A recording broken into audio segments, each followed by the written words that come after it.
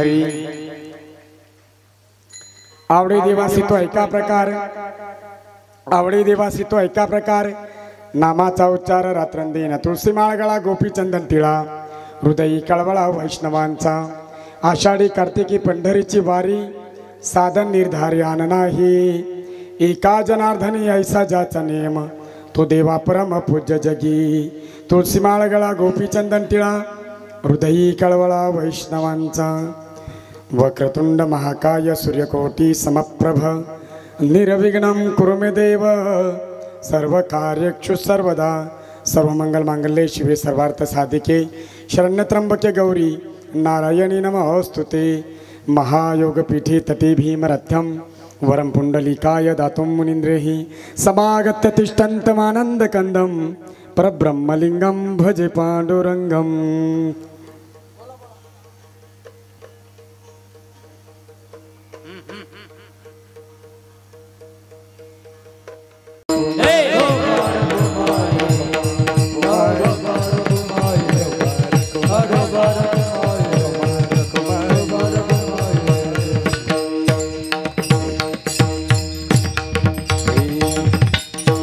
नमो विठ्ठला राजया पांडुरंगा नमो रुक्मिणी माऊली नंगा नमो पुंडलिका नमो चंद्रभागा नमस्कार माझा रुक्मिणी पांडुरंगा पंढरीच्या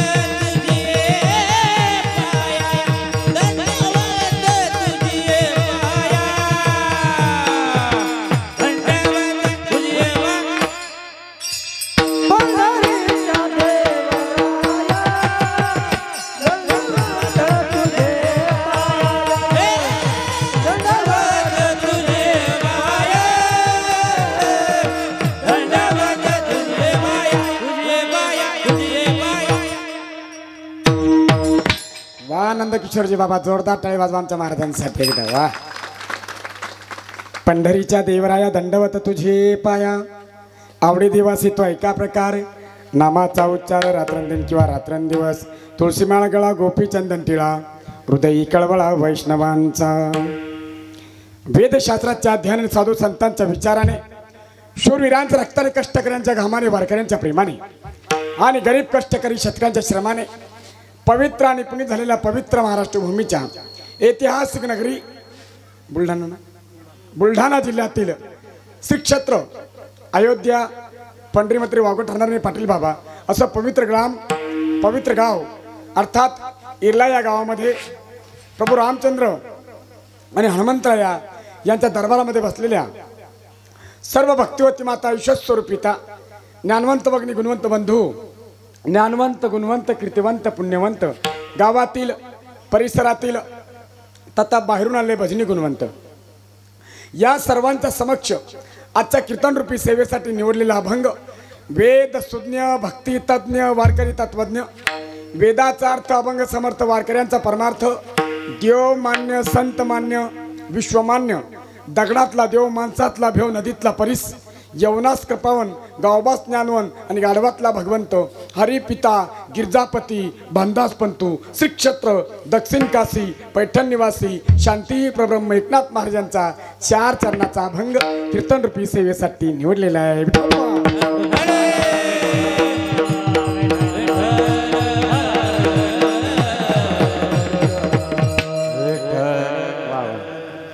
माधव बाबा आणि नंदकिशोर बाबा आपण म्हणजे आपण सगळे एकच आहे। थोडं फक्त मी तुम्हाला एक सूचना देतो बरं का, कारण मी प्रथमतः गावकऱ्यांची माफी मागतो। माझे गुरुबंधू जे आहेत त्या सर्व बाबांच्या परंपरेतील जे आहेत त्यांची माफी मागतो, कारण हे जे गाव आहेत समर्थ सद्गुरू वेदशास्त्र संपन्न ब्रह्मनिष्ठ भगवान बाबा यांच्या अन्वय आहे, यांच्या मार्गदर्शनानं हे गाव चालतं। या गावात भगवान भावाचे अभंग घ्यावे लागतात। पण माझं दुर्दैव, मला वेळ मिळाला नाही अभंग बसवायला, पण मी आपलाच अभंग घेतला. फक्त इथं काय नंदकिशोर बाबा, आपण विठ्ठल विठ्ठल विठ्ठल म्हणतो ना, इथं विठ्ठल बरोबर म्हणावं लागतं. तुम्हाला कळेल तो उद्यापासून. आज तुमचा पहिला दिवस आहे. अभंग आपलाच घेतला मी. इथं बाबांचा घ्यावा लागतो. मी पाटील बाबांची माफी मागितली पहिलेच. बाबा मला या आजच्या दिवस सवलत द्या. एरवी मी कंपल्सरी बाबांचे अभंग घेत असतो या परिसरामध्ये आलं. पण गजानन बा अहो दिवसा कथान रात्री कीर्तन, त्यामुळे बाबांचा अभंग पाठ करायला वेळ नाही, चिंतन बसवायला वेळ नाही. आणि तेच बोललो करून त्याने काय सांगितलं ते तर मागं सांगलं आपल्या गावात इथंच. म्हणून बाबांना म्हटलं बाबा फक्त आजच्या दिवस मला थोडी मोकळी द्या आणि माझा नाथ बाबांचा अभंग मला घेऊ द्या. बाबा म्हणे तुमच्या मनात येईन तसं, काय टेन्शन नाही, फक्त परंपरा आपली ठेवा. मला ठीक आहे आपलीच परंपरा ठेवतो, फक्त अभंग म्हणून विठोबा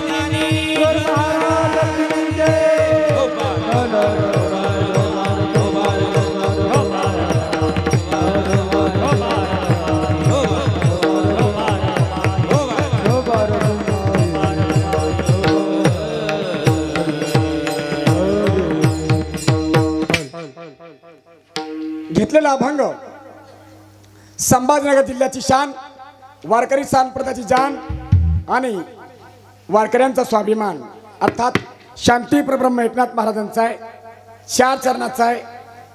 आणि या अभंगाचा अर्थ 2 मिनिटांमध्ये मांडून जातो. मग जसा वेळ पुरेल तरुण मित्रांनो तसा अभंगावरती आपण चिंतन मांडण्याचा प्रयत्न करणार आहोत.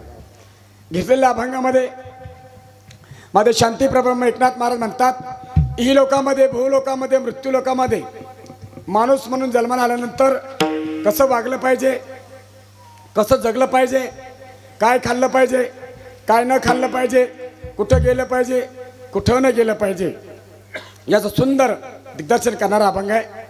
या अभंगाद्वारे महाराज म्हणतात, देवानं अनेक प्रकारचे पशुपक्षी निर्माण केलेत पाटील बाबा, पण देवाला आवडणारा एकच आहे.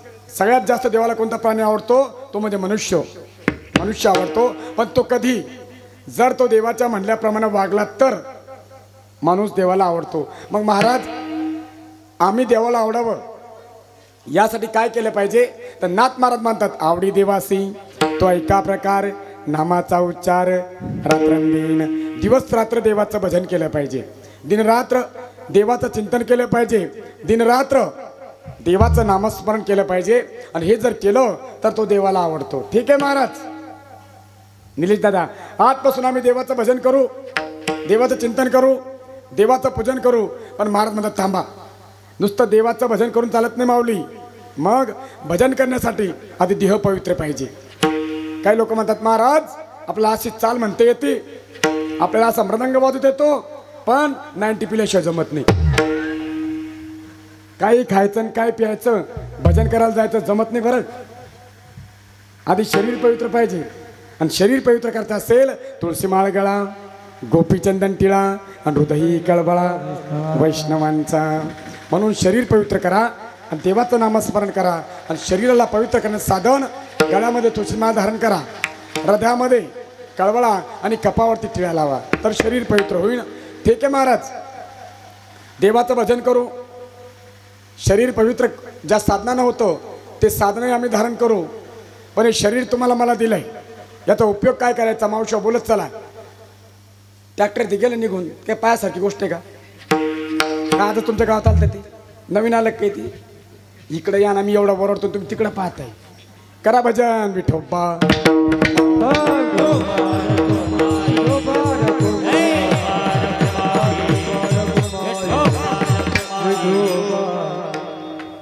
मावल्यांनो माझा प्रश्न तुम्हाला उत्तर देत चला. देवानं तोंड दिलं कशासाठी? देवानं तोंड दिलं कशासाठी? त्याचं नाव घेण्यासाठी. देवानं हात दिलेत कशासाठी? कोणा म्हणलं कापूस चोरासाठी? देवानं हात दिलेत टाळ्या वाजवण्यासाठी, माय देवानं डोळे दिलेत त्याचं रूप पाहण्यासाठी, देवानं पाय दिलेत कशासाठी? सप्तातला चपला चोरून नेण्यासाठी. देवानं पाय दिलेत पंढरी किंवा आळंदी, मुक्ताबाई नगर किंवा पैठण या वाऱ्या करण्यासाठी. म्हणून महाराज म्हणतात आषाढी कार्तिकी पंढरीची वारी साधन निर्धारी आण नाही. माऊली दोनच वाऱ्या का सांगितलं? 12 महिन्यामध्ये 24 एकादशी आहे नामदेव दादा. 12 महिन्यात 24 एकादशी दोनच का निवडल्या? इथं नाथांनी तुमच्या माझ्या संसाराचा विचार केला दादांनो. आपण शेतकरी बाबा, आपण शेतकरी आहे, आपल्याला शेतामध्ये काम करावं लागतं. आपलं आणि पंढरीचं अंतर 400 किलोमीटरचं आहे गजानन बुवा. 400 किलोमीटर जायचं, 1 दिवस बारीत उभं राहायला, 1 दिवस घरी परत यायला. दादा किती दिवस गेले? 1 एकादशीला 3 दिवस, तर 2 एकादशीला अशा 24 एकादशी आहे. 12 सकम 72 दिवस आपण पंढरपूरला जात राहिलो. आपली बायको आपला भाकर दिन घरात. म्हणून म्हणतात की 12 महिने येऊ नका, पण आषाढी कार्तिकी पंढरीची वारी आणि साधन निर्धारी आण नाही. किती सोपं साधन सांगितलं बाबा. मग जो गळ्यात तुळशीचं माळ धारण करतो, कपाळावरती टिळा लावतो, हृदयामध्ये संतांचा कळवळा ठेवतो, मुखामध्ये नामस्मरण करतो, आषाढी कार्तिकी पंढरीला जातो, आई वडिलांची सेवा करतो, गोमातेची सेवा करतो, रंजल्या गाडल्याला आपलंसं म्हणतो, मग तो माणूस माणूस राहत नाही बाबा. तो माणूस माणूस राहत नाही, तो देवा समान पूजनीय ठरतो. महाराज म्हणतात एका जनार्दनी ऐसा ज्याचा नियम तो देवा परम पूज्य जगी. हा झाला अभंगाचा शब्दशः सरळ सरळ अर्थ. कळलं का सर्वांना? माझं बोलणं समजतंय ना तुम्हाला? काही भाषेचा प्रॉब्लेम आहे का? दुसरी भाषा बोलू का? बोलणं कळतं माय तुले? वा मानी माय बहीण, मी काय बोललो ना तुला कळी राहण्यात ना? यांनी समजलं दादा थमार समाज में आ रही मका काय रीते आ रही. तिसरी भाषा बोलू हो, गोळागोळीने मारखा मारखी मा बोलू शो कळू. बाबा ही पारधी भाषा आहे. तुमच्या आशीर्वादानं 7 भाषा बोलता येतात. थोड्या थोड्या बरं का बाबा, जास्त नाही, कामापुरत्या. जास्त नाही बरं का, कामापुरत्या थोड्या थोड्या. आता आम्ही कसं आहे बाबा, मी झालो, आमचे गजानन महाराज झाले, आमचे माधव महाराज, आमचे नंदकिशोर महाराज, आमचे आप्पा अण्णा, आम्ही फिरणारे लोक आहे प्रभू अण्णा. आपण कसे फिरणारे लोक? आपलं कसं इसगाव तिसगाव मला भिकारी म्हणजे आम्ही भिकारी का? चांगला मान सन्मान बाबा तुमच्या गावात माझ्या. बाबा ओ बाहेर गावाला गेलो लोक मला महाराज म्हणतात, आणि तुमच्या आशीर्वाद महाराष्ट्र नाही, महाराष्ट्राबाहेर 4 कीर्तन केले. आता जायचं मला तेलंगणाला 29 तारखेला, 5वं कीर्तन माझं बाहेरच्या राज्यामध्ये. हो बाहेर गावाला गेलो का नामदेव भाऊ, लोक मला महाराज म्हणतात, घरी घेऊन जातात, असं मस्त पाटावर बसतात, माझी रांगोळी काढून पूजा करतात, 100 रुपये हातावर दक्षिणा देतात, माझ्या पाया पडतात, आणि तुमच्या गावातल्या महिला कुशल बेकारी म्हणून राहिल्या. माय आजपासून मन बदलून टाका. आजपासून काय म्हणायचं? इसगाव तिसगाव कीर्तन करायला 40 गाव. आमचं ठिकाण नाही ना बाबा. रात्री खानदेशला होतो, आता तुमच्याकडे उद्या 2 आहे. कंटिन्यू चालू बाबा, दिवसा कथा रात्री कीर्तन. मग ये म्हणतील बैस ना गुपचूप घरी, कोणी एवढी मरमर करून राहिला, काय सांगून येणार तू? लोकांना सांगताना महाराज लोक संग येणार नाही, मग तुम्ही करून रात्रंदिवस पळपळ करत्या. आता घरीच बसणे ना 2 महिन्यानंतर. आता बोला मग, हा मग अर्थ कळला का? बोलत चला. कीर्तन गपचूप बसून ऐकायचं नाही. आज पहिला दिवस आहे म्हणून कीर्तनाचे नियम तुम्हाला समजून सांगणार आहे. मावशो, कीर्तन गपचूप बसून ऐकायचं नाही. मग का चिमटे घ्यायचे एकमेकीला? चिमटे घ्यायचं नाही. मग तुम्ही काय करायचं? फक्त एकच, ज्या ज्या वेळेला विठोबा रुक्माई भजन होईल त्याला सर्वांनी विठोबा रुक्माई भजन करायचं आणि हाताने टाळी वाजवायची. हा तुमचा नियम आहे. म्हणून कीर्तन गपचूप बसून ऐकायचं नाही, भजन करायचं, टाळी वाजवायची, आणि महाराज लोक जेवढं विचारतील त्या प्रश्नाचं उत्तर मात्र द्यायचं. म्हणजे आम्हाला कळतं तुम्ही झोपलेत का जागी आहेत म्हणून. म्हणून आम्ही तुम्हाला प्रश्न विचारतो. आणि कृष्णा महाराज मुखाचे पिशोरकर फुकट प्रश्न विचारत नाही गजानन दादा. जो माझ्या प्रश्नाचं योग्य उत्तर देईन, बरं का दादांनो, हे मित्रांनो, जो माझ्या प्रश्नाचं योग्य उत्तर देईल त्यांना आमचे पाटील बाबा सिंदीकर यांच्याकडून 5 रुपयाचं चांदीचं नाणं देण्यात येईल. तू म्हणताल मला तुम्ही कोण देत नाही, माझ्या धोत्राला किस्सा नाही म्हणून त्यांच्याकडे ठेवायला दिले मी. मग बोला अभंगाचा अर्थ कळला का? कळला? वा, काय माझे मित्र हुशार झाले बा, निलेश भाऊ, काय माझे बंधू हुशार झाले.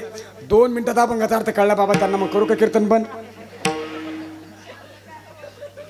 ताई ओ माझी दिदी, 2 तास मला का बडबड करायची आहे, आमच्या गजानन भाऊंना का वाजवायचं आहे, या गुणवान भजनी मंडळाला का गायन करायचं आहे, अभंगाचा अर्थ कळण्यासाठी माझे दादा म्हणतात अभंगाचा अर्थ कळला बाबा, तुम्ही आता मला बुक्का लावलेला आहे, हारही घातलेला आहे, द्या बरं बाप पाकिट आपलं आपलं. चला हर्षल महाराज करा आपली गाडी चालू. करू का मग कीर्तन बंद? कीर्तन बंद करू? पण या मोतीने हावरे भाऊ आला मोठा, बांधला फेटा, मारल्या चाटा, मोजल्या लोटान लागला वाटा. कोण आणला होता माहिती तुम्हाला आपल्या गावामध्ये? तुमच्या गावात माझं दुसरं कीर्तन आहे. मागे एकदा आलो होतो, इथं समोर कीर्तन झालं होतं बहुतेक, आणि आता दुसरं कीर्तन आहे. माझा येण्याचा परिहार 2 मिनिटांमध्ये मांडून जाईन आणि एक विनंती करून जाईन दादा, मंडपवाले दादा तुम्हाला, बरं का, तुम्ही माझे मोठे भाऊ आहात. ज्या राजांच्या नावाखाली आपलं छत्र चालू आहे ना, त्यांना फक्त उद्या सकाळी उघडं करा, राजांना झाकू नका. हा मंडप एवढा काढून घ्या. काय राजांना उघडं करा, त्यांना बघू द्या कीर्तनकार काय बोलतात, माझ्या जनता कशी पाहते, बरं का. महाराज 2 मिनिटाचा परिहार मांडून जाईल. आवडलं तर जोरदार टाळी झाली पाहिजे. माझ्यासाठी नाहीत, ज्या मी राजांचं नाव घेणार आहेत त्या माझ्या छत्रपती शिवरायांसाठी. ऐका माझा परिहार. शेतातला कणूस रानातला माणूस घरातल्या गोठ्यातली गाई, शेतातला कणूस रानातला माणूस घरातल्या गोठ्यातली गाई, 18 पगड जाती महाराष्ट्राची माती रक्षिली ज्यांनी, ते माझे जाणते राजे शिवछत्रपती. ज्यांची पोलादाची छाती शार्प ज्याची नीती, पवित्र ज्यांची मती, ज्यांना अभिमान हिंदू धर्माप्रती, ते माझे दुसरे राजे धर्मवीर शंभो छत्रपती. या 2 वाघांना घडवून योग्य संस्कार देऊन स्वराज्य स्थापन करणाऱ्या सकल सौभाग्य संपन्न विरेचुडे मंडित विदर्भ कन्या, मराठवाड्याच्या सुनबाई, जाधवांची जान, भोसल्यांची शान, राजमाता राष्ट्रमाता जिजाऊमा साहेब आदी करून सर्व शूरवीरांच्या साधू संतांच्या चरणी मानाचा मुजरा. ज्या मातीमध्ये होतो कीर्तन सप्ताह साजरा, त्या इर्ला गावच्या मातीला त्रिवार वंदन. ज्यांनी मला दिलं आमंत्रण ते गावातील तरुण मित्रमंडळी, भजनी मंडळी, ग्रामस्थ मंडळी, महिला मंडळी, या सर्वांचं हार्दिक हार्दिक अभिनंदन. आणि मायबाप तुमच्या पवित्र चरणावरती वाहतोय शब्दरूपी चंदन. विठोबा रखो.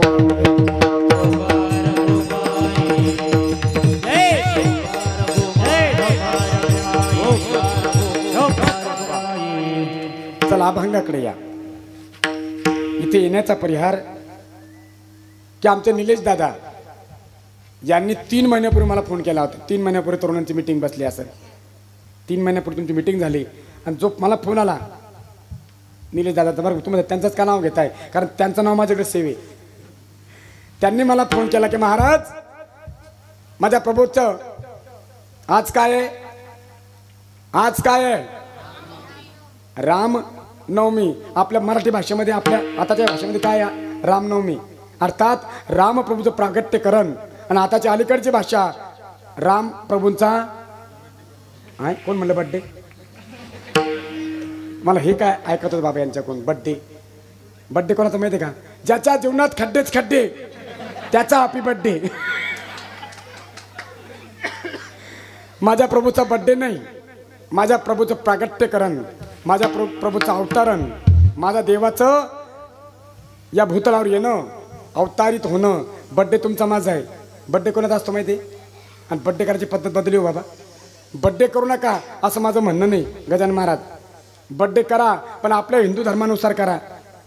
मला सांगा तर विषय निघाला, मुलांनी बड्डे म्हणणं म्हणून बोलतो बाबा. मला सांगा आई, ज्या मुलाला तुम्ही जन्म दिलाय तुमचे उपकार मुलावर झाले ताई, का मुलाचे उपकार तुमच्यावर झाले? कोणाचे उपकार कोणावर आहे? तुमचे उपकार मुलावर आहे का मुलाचे उपकार तुमच्यावर आहे? कोणाचे उपकार कोणावर? आईचे उपकार मुलावर. मग कोणाची पूजा केली पाहिजे? बोला ना ताई. मुलानं बड्डेला काय करतो आपण? ते शंभर बसेल राहते, हे तिची पूजा करते. उलट आहे की नाही बाबा? आई वडिलांना मुलांना आई वडिलाची पूजा करावी का? त्याने बाबा ही आई वडील त्याची पूजा करते, उलट झालं की नाही? बरं, दुसरा प्रश्न, आपली हिंदू संस्कृती दिवे लावणारी आहे का दिवे विजवणारी आहे? बड्डेला काय करतो आपण? अच्छा, मेणबत्त्याला राहत्या, 2-4 पोरं टोपल्या टापल्या करून येईल राहत्या, हॅपी बर्थडे टू यू, अख्ख्या मेणबत्ती विजवून टाकतो. त्याचा अर्थ कळला लागतो मला, मेणबत्ती विजवायचा अर्थ कळला लागताई. मम्मी डॅडी तुम्हारे जिंदगी में ऐसे अंधेरा कर दूंगा. म्हणून बड्डे म्हणायचं नाही, माझ्या प्रभूचं प्रागट्यकरण अर्थात रामनवमी हिंदू धर्मातला महत्त्वाचा पर्व काळ, पर्व विशेष भागवत धर्मी, नृसिंह जयंती, रामनवमी, वामन जयंती, कृष्णाष्टमी आणि उत्तम शिवरात्र, हे 5 पर्व काळ वारकऱ्यांच्या जीवनातले. रामनवमी, गोकुळाष्टमी, वामन जयंती, नृसिंह जयंती आणि महाशिवरात्र, त्या महत्त्वाचा पर्व काळ म्हणजे माझ्या प्रभूंची रामनवमी.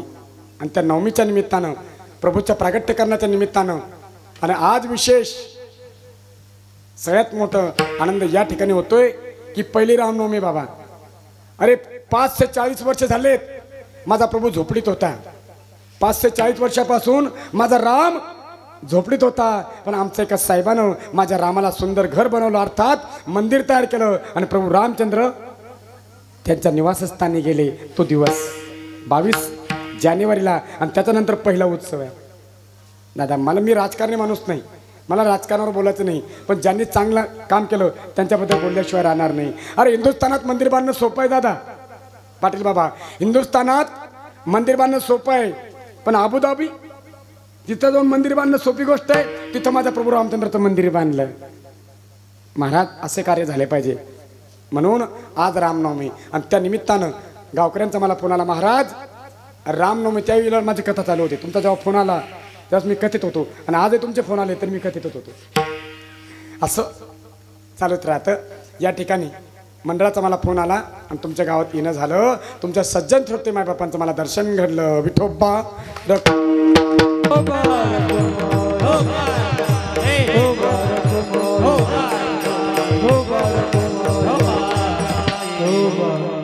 मावल्यांनो, आज माझा पहिला दिवस. माझं काम आहे फक्त नामाचं महत्त्व पटवून देणं. म्हणजे आज फक्त पत्रवाळी वाढणं बाबा, माझं काम आहे पत्रवाळी वाढणं. जास्तीत जास्त मीठ इथपर्यंत माझं वाढायचं. बाकी उद्यापासून सुंदर पदार्थ तुमच्या ताटात येणार आहे. गोड, तुरट, खारट, आंबट जे तुम्हाला पाहिजे तसे पदार्थ उद्यापासून आमचे कीर्तनकार बंधू भगिनी तुम्हाला वाढतील. आज माझं काम आहे माऊली फक्त पत्रवाळीने मीठ वाढणं, तेवढंच मी करणार आहे. ऐका माय, कीर्तनाचं महत्त्व पटवून सांगणं, कीर्तन काय ऐकावं, कीर्तन कसं ऐकावं, एवढंच सांगणं आज माझं काम आहे. माय, नारद भक्तिसूत्रामध्ये भक्तीचे 9 प्रकार आले बाबा. नवविधा भक्ती ज्याला म्हणतात, नवविधा भक्ती. आणि नंबर 1ला येते कीर्तन, आपलं श्रवण भक्ती. नंबर 2ला येते कीर्तन भक्ती.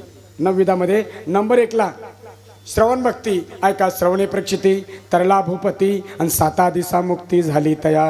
हित महाराज म्हणतात, मनाचा मारून न करता, इंद्रियाशी दुःख न देता, मोक्ष शायता श्रवणा माझी. किंवा श्रवणाचे मिसे, बैसावी येऊनी, आणि साम्राज्य भुवनी.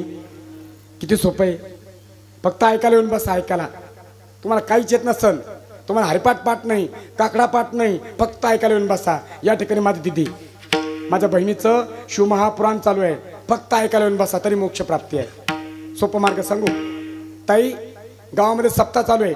सकाळी काकडा आहे, तुमच्याकडे वेळ नाही तर दुपारून कथा आहे का. दुपारून तुमच्याकडे वेळ नाही, 4 वाजता हरिपाठाला या, तेवढा वेळ नाही. संध्याकाळी कीर्तनाला या, तेवढाही वेळ नसेल. सोप्या आड्या सांगतो, 2 दगड कमराला बांधा आणि कोल्ड एरियामध्ये डुबुक. मग जगून तरी काय फायदा आहे तुमचा. जर तुम्हाला कीर्तनात यायला वेळ नाही, तुम्हाला हरिपाठात यायला वेळ नाही, तुम्हाला कथेला यायला वेळ नाही, मग एवढा उत्सव कशासाठी केला मुलांनी. आलं पाहिजे की नाही मंडपमध्ये. 7 दिवस ज्ञानगंगा आपल्या गावामध्ये वाहणार आहे. या ज्ञानगंगेमध्ये सर्वांनी स्नान केलं पाहिजे, तर आपल्या जीवनाचं सार्थक आहे. तर नाही तरी गेला जन्म वाया.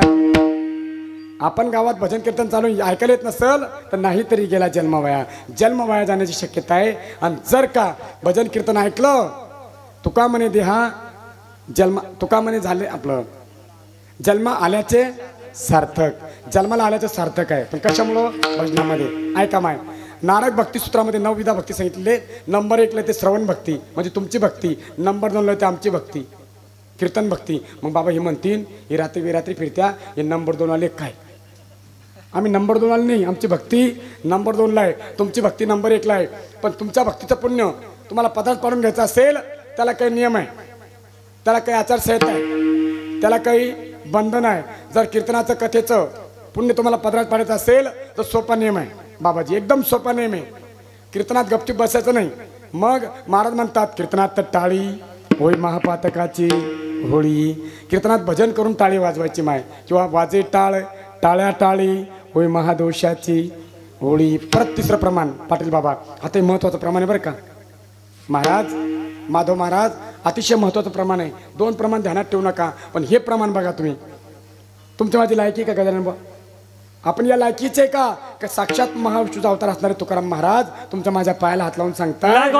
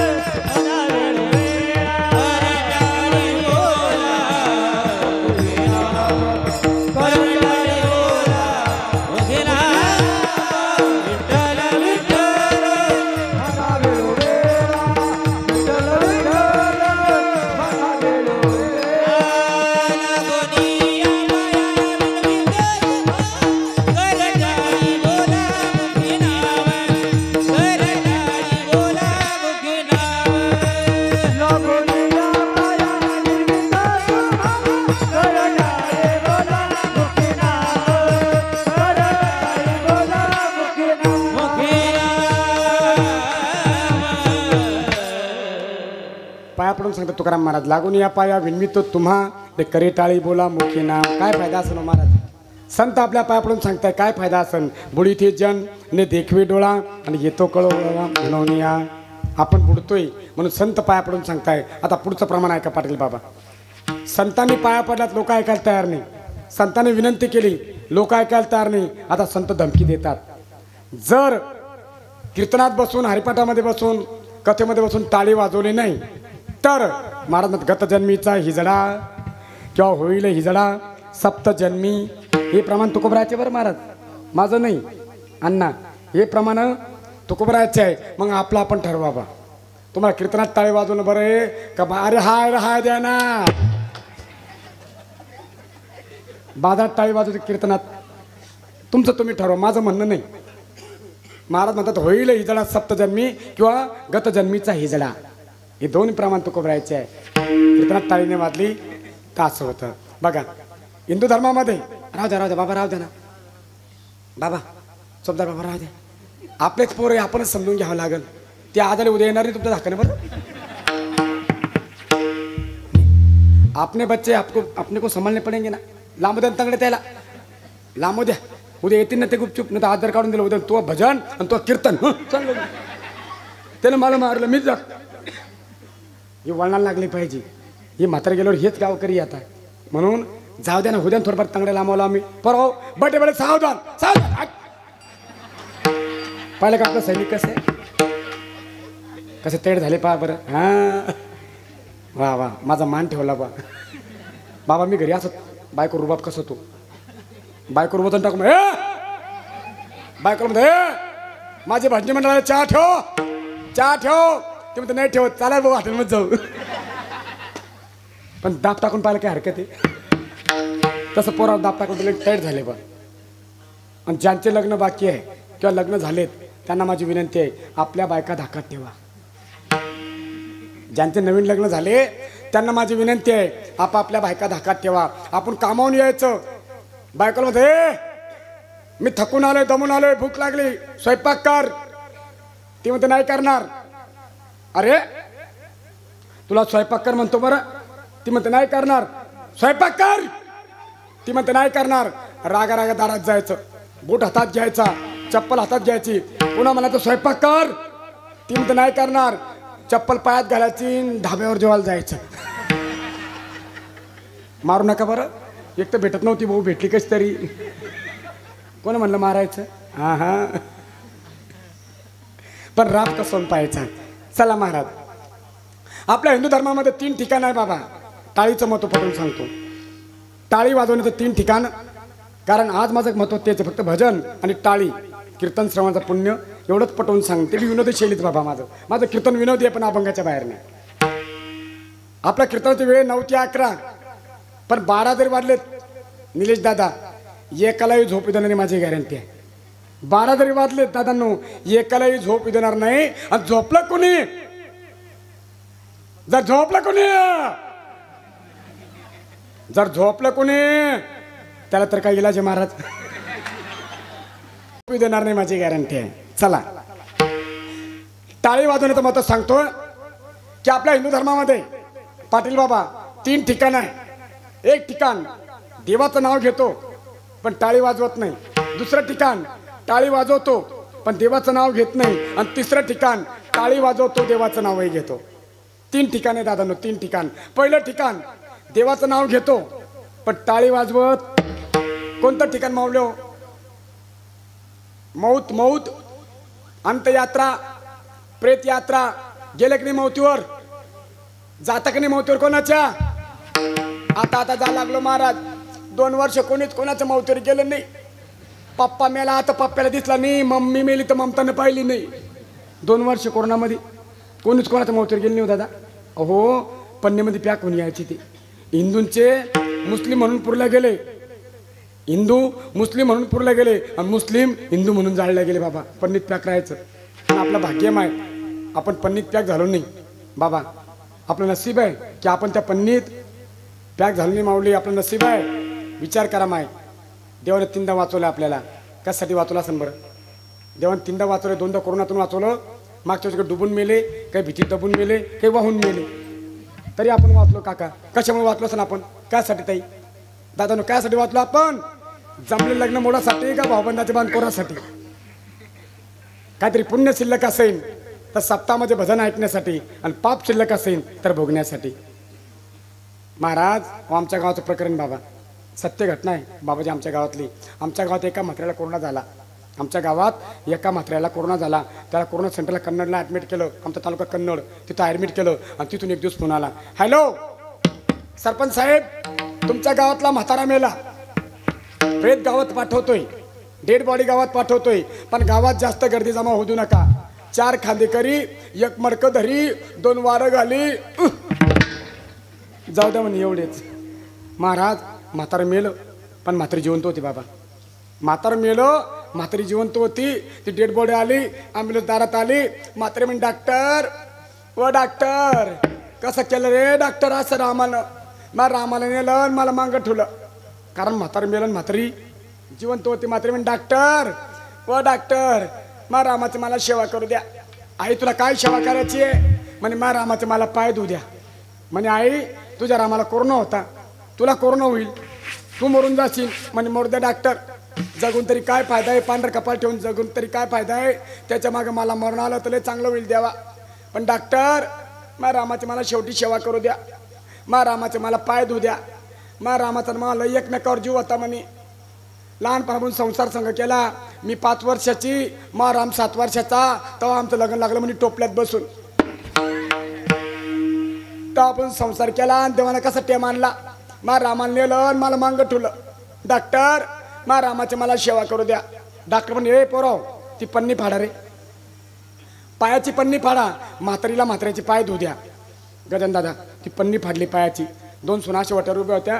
म्हातारी म्हणे, मोठी सोनबाई तू परात आण, लाईनी सोनबाई तू पाणी आण. भामट्या सुना खाली नाही उतरल्या. त्या म्हणे म्हातारी मरत बरी होईल म्हणे. दोन्ही ताणी एकटी जाईन. एकीने परात दिली वटवून, एकीने पाणी दिलं. म्हातारीने एका हातामध्ये परात घेतली, एका हातात पाणी घेतलं, अशा म्हाताऱ्याच्या पायाखाली परात ठेवली. एका हाताने पाणी टाकती, एका हाताने पाय चोळते. म्हणते, राम व राम, राम तुम्ही पायात जोडे काऊन घातले व राम है पोरं म्हणे म्हाताऱ्याच्या पायात जोडे म्हणे डॉक्टर अरे आमचं म्हातारा होतं ही म्हातारी कोणी आणली उचलून ते मड गाडीत टाकलं आणि पोरं म्हणे आमचं म्हातारा कोणाला दिलं दुसऱ्याची म्हातारी आम्हाला दिली मग आमचं म्हातारा कोणाला दिलं ते पोरं गाडीत बसून कन्नडला गेले तिथं ते रेकॉर्ड ठेवलं होतं ना रजिस्टर लिहिलं पोरगं काय रे म्हणे पिशोरचे गणपत पाटील कोणाला दिले पाय बरं त्यानं रजिस्टर काढलं बाबा म्हणे गणपत पाटील गणपत पाटील गणपत पाटील ते पोरगं हे म्हातारा जिवंत आहे म्हणे कुठं आहे म्हणजे मागायला पिशोर सफरचंद खाऊ राहिलं म्हातारा जिवंतच दुसरीच म्हातारी दिली पाठवून तसं आपलं झालं का माझा प्रश्न तुम्हाला हा सांगायचा आहे उत्तर तुमच्याकडून हे पाहिजे आपण मौतीला जातो तिथे काय म्हणतो राम बोलो भाई राम राम बोलो भाई राम राम नाम सत्य है राम नाम सत्य है टाळ्या वाजवतो पाटील बाबा मौतीवर देवाचं नाव घेतो पण टाळ्या वाजवत एक ठिकाण देवाचं नाव घेतो पण टाळ्या वाजवत नाही मौत दुसरं ठिकाण टाळ्या वाजवतो पण देवाचं नाव घेत नाही चालू झालं आता निघले आता गाड्या गाव परत ते तुमच्या गावात येतील सभा घेतील आणि म्हणतील माझ्या मतदार बंधू आणि भगिनींनो मागच्या पाळीला ज्याला तुम्ही निवडून दिलं त्यानं जिल्ह्याचं वाटोळं केलं घोटाळे केले या पाळीला जर तुम्ही मला निवडून देशाल त्याचे राहिलेले अर्धे घोटाळे मी पूर्ण करीन तुमच्या गावाला पूल बांधून देईन लोक म्हणतात साहेब आमच्या गावात नदीच नाही ठीक आहे मग आधी नदी मंजूर करील मग पूल बांधीन टाळ्या टाळ्या ठिकाण सांगायचं मला पहिलं ठिकाण मौत देवाचं नाव घेतो टाळी वाजवत नाही दुसरं ठिकाण सभा टाळ्या वाजवतो पण देवाचं नाव घेत नाही तिसरं ठिकाण टाळ्या वाजवतो देवाचं नाव घेतो ते म्हणजे कथा कीर्तन हरिपाठ मग वाजवा टाळी करा भजन विठोबा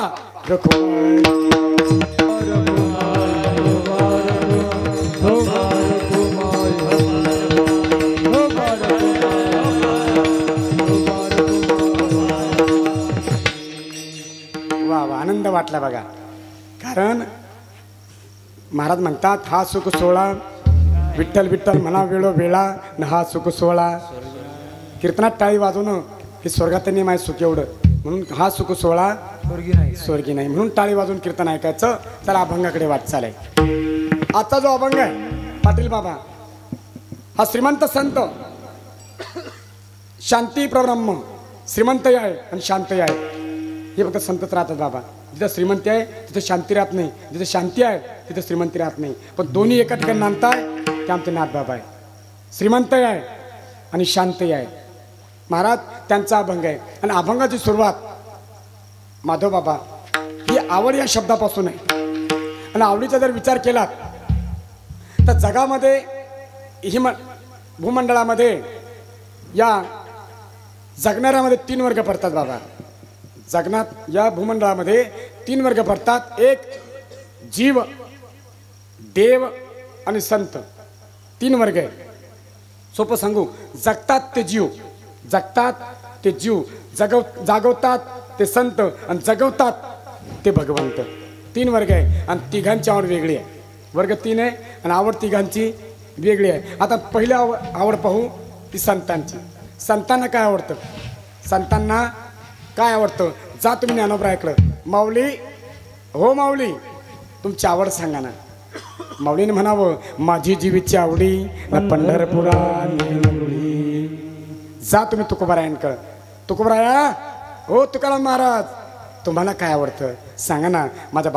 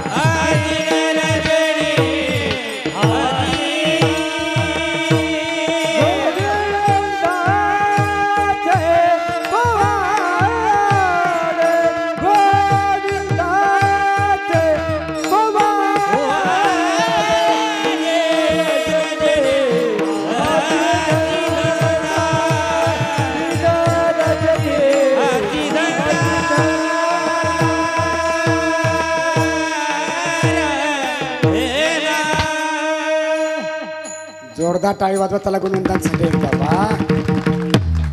याला म्हणतात प्रमाण, अगदी करेक्ट फिट प्रमाण. तुकोबाराने विचारलं काय आवडतं की दिनरजनी हाची धंदा न गोविंदाचे पोवाडे. तुकोबा म्हणतात मला देवाचे पोवाडे अर्थात देवाचं भजन गायला आवडतं. आवडे पंढरी भीमा पांडुरंग चंद्रभागा लिंग पुंडलिक. मला पंढरी आवडली, मला चंद्रभागा आवडली, मला पुंडलिक रायाचं दर्शन घेणं आवडलं. पुन्हा विचार ज्ञानोबराया माऊली खरंच सांगा, पुन्हा जायचं माऊलीकडे. माऊली पुन्हा म्हणतं माऊली ओ ज्ञानोबराया खरंच सांगा ना तुम्हाला काय आवडतं, अगदी मनापासून सांगा. त्यांनी म्हणावं महाराज एकच, महाराज एक कानडिया विठोबा कानडिया ने बहु आवडसी जीवा सोनिया. महाराज पुन्हा म्हणा ज्ञानोबराय तुकोबारायांना काय आवडतं, किती किती वेळेत जातो मी. महाराज म्हणतात आवडे हे रूप गोजिरे सगुण न पाहता लोचन. किती वेळेत जा तुम्ही संतांकडं, हेच उत्तर भेटेल बाबा तुम्हाला. कारण संतांना आमच्या भगवान बाबांना असेल, तुकाराम महाराजांना असेल किंवा ज्ञानोबरायांना असेल, भजन कीर्तन पंढरीची वारी नामस्मरण याशिवाय दुसरं काहीच संतांना आवडत. किती प्रमाण पामावले तुम्ही, त्यांची आवड तुम्हाला दुसरी वेगळी भेटणार नाही. म्हणून हा विषय आपण इथे थांबू. संतांची आवड नामस्मरण करणं, भजन करणं, कीर्तन करणं हे संतांना आवडतं. आता हाच विषय इथे थांबू. आता दुसरी आवड दादा, जीवाची आवड, तुमची माझी आवड. आपली आवड दादांनो पंचमहाविषय शब्द रूप रस गंध आणि स्पर्श हे पंचमहाविषय या जीवाची आवड. पहिला आवडतो शब्द. पाटील बाबा पहिला आवडतं आपल्या एकमेकाचे. बघा तुम्ही मला, मी बोलतोय वेडं वाकडं, तुम्ही कान देऊन ऐकताय बरं का मावशो. मी वेडं वाकडं बोलतोय, तुम्ही कान देऊन ऐकताय. माझे शब्द तुम्हाला आवडतात म्हणून तुम्ही प्रेमानं 2 तास ऐकणार आहे माऊल्या. हेच काय तुम्ही माझ्या तुकोबारांनी विचारा, तुकाराम महाराज तुमचं धन काय आहे, तुमच्याकडे धन कोणतं आहे. त्यांनी एकच म्हणावं आम्हा घरी धन शब्दाचीच रत्ने आणि शब्दाचीच शास्त्रे. आमच्याकडे धन काय असेल ते शब्दरूपी धन माझ्याकडे आहे. ते धन आपल्याला आवडतं बाबा. तुकोबारांचं शब्दरूपी धन, ज्ञानोबराचं शब्दरूपी धन, भगवान बाबाचं शब्दरूपी धन हे आपल्याला आवडतं. किती धन येते तुका म्हणे पोते आणि देवी भरले नो. हे देवानं भरलेलं ज्ञानाचं पोतं त्यांच्याकडे, धनाचं पोतं शब्दांचं पोतं संतांकडे. हे धन आपल्याला आवडतं. गजानन बाबा हे तुम्हाला पटणार नाही, यांना हे पटणार नाही. यांचं तर उदाहरण सांगतो बाबा. ज्या मुलामुलीचं लग्न जमलं, झालं नाही बरं अजून मित्रांनो, फक्त जमलंय. लग्न कधी आहे, अक्षय तृतीयेनंतर आखाजीनंतर लग्न आहे. त्यांना पण काय बोलणं आवडतं एकमेकाचं, मुला मुलीचं काय एकमेकाला बोलणं आवडतं. बाबा तुम्ही मला तर सकाळी फोन करा, हॅलो कृष्ण महाराज कुठं आहे, केव्हा येणार आहे, किती वाजता येणार आहे, फराळ करणार का करून येणार आहे, बरं मग ठेवू का. तुम्ही काय म्हणता 1 मिनिटामध्ये ठेवू का. मी रात्र बोलतो, ज्याचं नवीन लग्न जमलो रातभर बोलतो. काय बोलतो पंचायत पण, हॅलो जेवली का, जपली का, मम्मी कुठे, कोणता ड्रेस घातला, कोणती भाजी केली, कुठे गेलती, तेच पंचायतपणा रोज रोज. पण आवडतं एकमेकाचं बोलणं म्हणून शब्द आवडतात. व आमच्या गावामध्ये गजानन बुवा एका मुलामुलीचं लग्न जमलं, झालं नाही बरं अजून, पुढच्या महिन्यात लग्न आहे. त्या मुलानं मुलीला फोन घेऊन द्याला. त्याचा प्रथाच निघली फोन घेऊन द्यायची. फोन घेऊन द्याला आणि रात्र दिवस बोलतं. ते माझं कीर्तन होतं गावाजवळ, 7 ते 9 कीर्तन आमच्याकडे. काही गावामध्ये 7 ते 9 कीर्तन आणि गावाला पंगत असते. 7-9 नंतर पंगत असते. 7 ते 9 कीर्तन म्हणजे अख्खं गाव कीर्तनाला. कीर्तन संपलं, भजन संपलं की भोजन, असं प्रथा आमच्याकडे सुरू आहे बाबा. मी गेलो 10 वाजता घरी पोहोचलो, 9ला कीर्तन संपलं, घरी पोहोचलो आणि गाडी खाली उभी केली. ते मुलगा असं धाब्यावर, ते पोरगं धाब्यावर. ते मुलीला फोन केला, हॅलो सखे, हे सखे झोपलीस का, झोपली असेल तुझ्या गोड गोड स्वप्न मला पाठव. तू जागी असेल तुझ्या आठवणी मला पाठव. तू जर बागेत असतील फुलांच्या पाकळ्या मला पाठव. तू जर धाब्यावर असेल परफ्यूमचा सुगंध मला पाठव. पोरगी म्हणे मी भांडे घासू राहिले, खरगट पाठव का.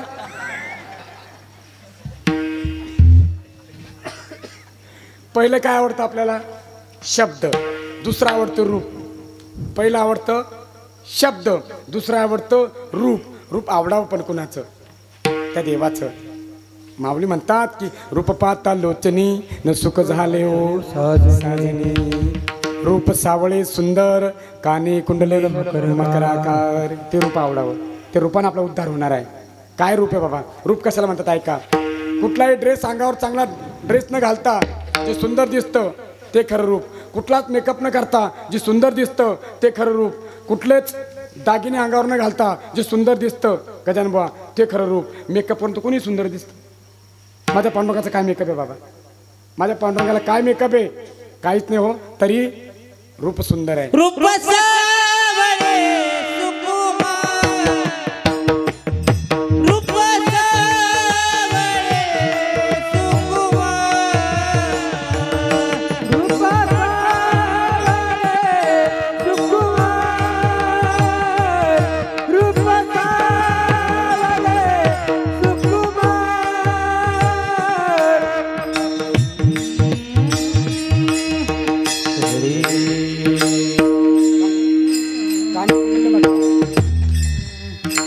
कानी कुंडल मकराकार. वा, कारण नाथांचा अभंग आहे. रूप सावळे सुकुमार आणि कानी कुंडल मकराकार. ते रूप चांगलं आहे बाबा. देवाचं रूप आवडावं, पण ते रूप आपल्याला आवडत नाही. ज्या रूपानं आपला उद्धार होणार आहे, देवाचं रूप आवडत नाही, संतांचं रूप आपल्याला आवडत नाही, ग्रंथांचं स्वरूप आपल्याला आवडत नाही. मग नको ते रूप आवडतं. एकमेकाचं रूप, आपलं रूप टिकणार आहे बाबा. हे रूप कसं आहे? महाराज म्हणतात की नेह देहनासिवंत जाणार सखळ ना आयुष्य खातो काळ. किंवा माऊली म्हणतात उपजे ते नासे, नासे ते पुनरपी दिसे, हे घटिका यंत्र जैसे.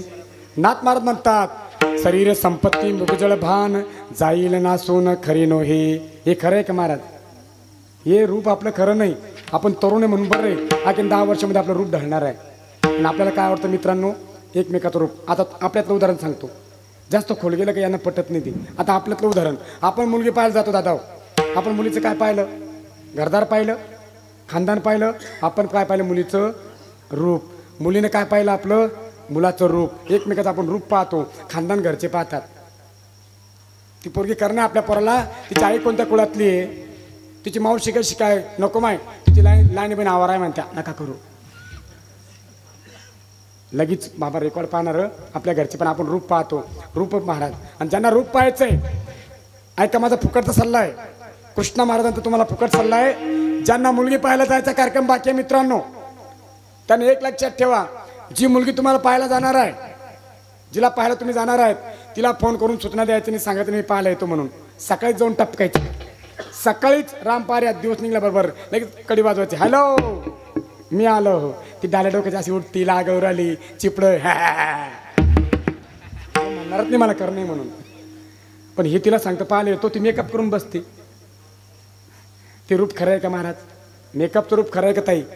मेकअप केलेलं रूप खरं आहे का? ते बनावट रूप आहे, बनावट रूप आहे. हो बाबा, आमच्या गावात एका सुंदर मुलीचा जन्म एका गरीबाच्या घरात झाला. रूपावर गर्व करू नका, रूप कसं आहे ऐका. आपलं रूप कसं आहे? 1 मिनिटातलं उदाहरण आहे माऊली, आमच्या गावातलं आहे. एका गरीबाच्या पोटी, गरीब घरामध्ये सुंदर मुलगी जन्माला आली बाबा. बघता बघता लहानाची मोठी झाली, विवाह योग्य झाली, लग्नाच्या वयात आली. आणि गावातला जो तो म्हणायचा, पाटील देता का तुमची मुलगी, पाटील देता का तुमची मुलगी. आणि पाटाला गर्व चढलाय, पाटाला गर्व झालाय, आहेत माझ्या पोरीसारखी पोरगी अख्ख्या तालुक्यात नाही, मी देईल, पण जावई लय शिकेल पाहिजे म्हणे. कोणी बी आलं का? पोरगी देईल पण जावई लय शिकेल पाहिजे. पण किती शिकेल त्याला माहित नव्हतं बाबा, कारण तो ताडानी डिग्री काय राहते काहीच माहित नाही त्याला. फक्त काय म्हणायचं, बस आपल्या जावई लय शिकेल पाहिजे, पण किती शिकेल, लय शिकेल पाहिजे. आणि ही बातमी गेली कलेक्टरच्या कानावर. ते आलं एक दिवस गाडी घेऊन, ते म्हणून जाऊ द्या गरीब कास्ट ना, पण मुलगी चांगली आहे, आपल्याला शोभून दिसेल. ते आलं, हॅलो राम राम राम राम, गणपत पाटील तुम्हीच का? हो मीच. तुमच्याकडे मुलगी लग्नासारखी आहे ना, देशान का मला? म्हणजे तुम्ही कोण आहे? कलेक्टर. ते म्हणजे कलेक्टर म्हणजे काय? ते म्हणजे जिल्हाधिकारी. जिल्हाधिकारी का म्हणजे काय? त्यापेक्षा मोठं शिकेल नाही म्हणजे एखादा, त्याला पाठव ना, 5 येडपट. कलेक्टर वापस केला मित्र होतं ना. मग ही बातमी गेली आमच्या घाटीचे बॉस, संभाजीनगरच्या घाटीचे बॉस, ज्याला डीन म्हणतात, त्यांच्या कानावर. त्याला एक दिवस मागणी घालायला, हॅलो राम राम, गणपत पाटील आपणच का? हो मीच. तुमच्याकडे मुलगी लग्नासारखी आहे ना, देशाने का मला? म्हणजे तुम्ही कोणी? म्हणजे डॉक्टर. म्हणजे सर्दीपाडशाचा? म्हणे येडपाडा सर्दीपाडशाचा नाही, घाटीचा बॉस आहे मी. 50 जवळ शेपाचे डॉक्टर माझ्या हाताखाली आहे, बॉस आहे बॉस. म्हणजे तुझ्यापेक्षा मोठं शिकेल नाही काय एखादा? पहा बाबा, त्यानं कलेक्टर वापस केला, डॉक्टर वापस केला, डीन वापस केला. आणि ही बातमी गेली बकऱ्या चारणार पोराच्या कानावर. ते 4थी नापास. ही बातमी गेली बकऱ्या चारणार पोराच्या कानावर, ते 4थी नापास. ते म्हणे आपण ट्राय करायला काय हरकत आहे? कलेक्टर वापस गेला, डॉक्टर वापस गेला, आपण ट्राय करून पाहू म्हणे. जमलं तर जमलं, काय अपमान वाटायचा आहे दादा? ते होतं 4थी नापास, पण हुशार होतं, माइंडेड होतं. त्या भाड्यानं भाड्याचा कोट घेतला,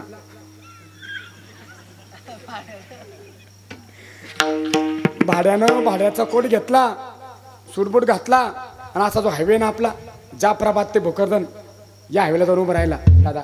जाफराबाद भोकरदन हायवेला जाऊन उभं राहिला आणि 2 टेम्पो सिल्लोडून भरले, जाफराबादला चालले. रद्दीचे 2 टेम्पो सिल्लोडला भरले आणि जाफराबादला चालले होते. थांबा. टेम्पो करे आरटी तर नसेल, ड्रायव्हर घाबरले, आरटी तर नसेल म्हणे. काय साईडला लावा. साहेब काय नाही हो साहेब, साहेब रद्दी आहे सर, सर रद्दी आहे. चोप. साईडला लाव. साहेब काहीच नाही हो साहेब, रद्दी आहे साहेब, तुम्ही वाटलाच पाहून घ्या. चोप. साहेब काय 200-500 गॅस घेऊन टाका साहेब, पण आम्हाला सोडून द्या, आमचा मालक आम्हाला रागवल साहेब, आमचा नोकरीचा प्रश्न आहे सर, सोडा आम्हाला. चोप. 200-500 अरे 1000 रुपये दोघाला देईन मी, 1,000 दोघाला देईन. कशाबद्दल साहेब? फक्त 2 तास 1 तास हा टेम्पो माझ्यासोबत घेऊन चाला. ते म्हणे कसं तरी तुम्हाला भरोसा नसेल नगदी घ्या. 1,000 नगदी दिली बाबा. ड्रायव्हर म्हणे चल ना, 1000 रुपये भेटू 1 तासाचे. चल म्हणे, चला म्हणे साहेब तुमच्या पाठीमागं. ते पुढं त्याने पुन्हा अशी कार घेतली भाड्यानं, ते गाडीत बसलं म्हणे फॉलो मी कमॉन.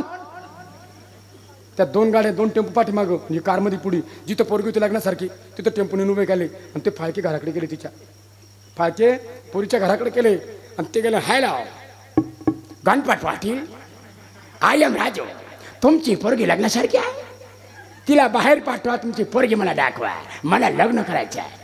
ते पण तुमचं शिक्षण, ए ड्रायव्हर ते फाळके खोलून द्या. फाळके खोलले म्हणे बघा माझं शिक्षण 2 टेम्पो. 2 टेम्पो. हो, जेव्हापासून मला कळलं तुम्हाला शिकायला जावं पाहिजे तेव्हापासून डिग्र्याचा मला सुरुवात केली. 3 टेम्पो भरले, 1 टेम्पो घरी उभा आहे, 2 टेम्पो सोबत आणले. गावातले पोरं शिकेल पोरं रोजन लावा, 1 कागद वाचून पावा. तुम्ही बापरे एवढं टेम्पो वाचा 2 महिने लागतील. अरे दिली म्हणे तुला पोरगी. हो नक्की झालं बाबा, सुपारी फुटली, लग्न लागलं आणि ते पोरगी घेऊन चाललं गेलं. कोण? ही बातमी गेली कलेक्टरच्या कानावर. त्यानं फोन केला, हॅलो गणपत दादा, ओ गणपत पाटील, मुलीचं लग्न जमलं झालं? हो झालं ना. म्हणे जावई किती शिकले भेटला? ते म्हणे 2 टेम्पो. कलेक्टर म्हणे 2 टेम्पो, जाऊ दे आपल्याला काय घेणे म्हणे बा. आणि त्याला एवढा आनंद झाला, भाऊ माझ्या पोरीचं कल्याण झालं, दादा माझ्या पोरीचं कल्याण झालं, लय शिकेल जावई भेटला. लोक म्हणे किती शिकेले? म्हणे 2 टेम्पो.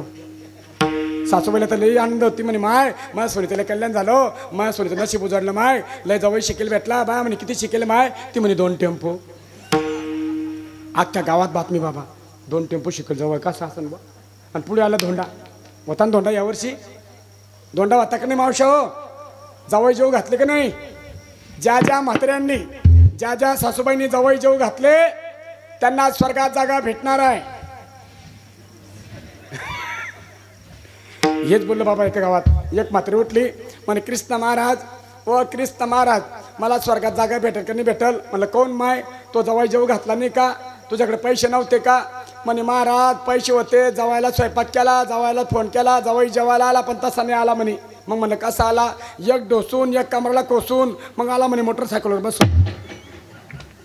दचा पडचून सटकला आणि किरीच्या बघण्यात जाऊन पटकला. मग मोठ्या पोरानं काढलं, दवाखान्यात धाडलं, तोंडच जळालं म्हणे जावयाचं. मग बिना जेवाचा जावई गेला आणि मैज लेख म्हणे मला धोंडालाच नाही झाला. तसं तुमचं जवळ जेवाचं गेला असेल का? ज्या म्हाताऱ्यांच्या जवळ जेवाचे गेले असतील, ज्या म्हाताऱ्या जवळ जेवायला आले नसतील त्यांनी 1100 रुपये कृष्ण महाराजला देऊन टाका. मी तुम्हाला देवाला सांगेन यांना स्वर्गात जागा दे. मग पुढे आला धोंडा. जावयाला फोन केला, जावई बापू तुम्हाला ड्रेस घेते, लेकीला साडी घेते, तुम्हाला 10 तोळ्याचं लॉकेट करते, जेवायला या. जावई जेवायला आला महाराज. आणि अख्ख्या गावात सांगलं, बाई मा जावई शिकेल येणार, 2 टेम्पो शिकेल जावई येणार आहे, बाई मा 2 टेम्पो शिकेल जावई येणार आहे. अख्खं गाव घर राहिलं का जाणं महाराज. महिला मंडळ म्हणे माय काम रोजच आपल्याला, पण 2 टेम्पो शिकेल जावई कसं पाहायला भेटेल का? अख्ख्या महिला मंडळ घर राहिलं. 2 टेम्पो शिकेल जावई पाहासाठी जावई आला. जावई घरात उरताला आचरदानी मच्छरदानी 10-5 माणसात तानात तानी. लग घरात गेला, कोणी एसी लावतो, कोणी बटन दाबतो, कोणी फॅन चालू करतो, कोणी बिस्लरीचं पाणी, कोणी पोहे बनवतो. आणि तेवढ्यात जावई बापूचे सासरे बुवानं ट्रॅक्टर गेला होता पण हप्त्यावर. फायनान्सचा ट्रॅक्टर घेतला होता पण हप्ते भरले नव्हते. 10 हप्ते थकले आणि बँकेची नोटीस आली, फायनान्स कंपनीची नोटीस आली. पोस्टमन नोटीस घेऊन आला, मागच्या बाईच्या हातात दिलं. ते बाई फोडून पाहायला लागली. सासूबाई म्हणे ओय तू नको वाचू, तू 3री नापाशी पुढान पुढान पुढान माझा जावईला शिकेले, तू वाचून दाखवून म्हणे. हातोहात नोटीस जावयाच्या हातात पोचली. जावयानं असं पॉकेट फोल्ड असं उघडलं, डोळ्यासमोर नोटीस धरली आणि जावई रडायला लागला. जावयाचं पाहून सासू रडते, सासूचं पाहून तिच्या मागती अख्खं गाव रडायला लागलं. महाराज अख्खं गाव रडत होतं. तेवढंच माझ्यासारखा कीर्तनकार काल्याचं कीर्तन करून गेला. ते म्हणजे कालच या गल्लीमध्ये कीर्तन केलं.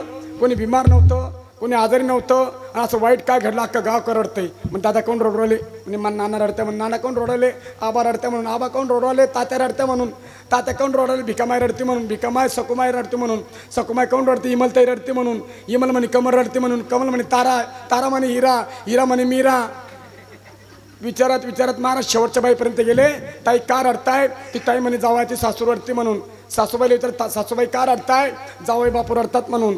जावई बापूला महाराज म्हणे जावई बापू का रडताय? जावई बापू म्हणे वाचता येत नाही म्हणून.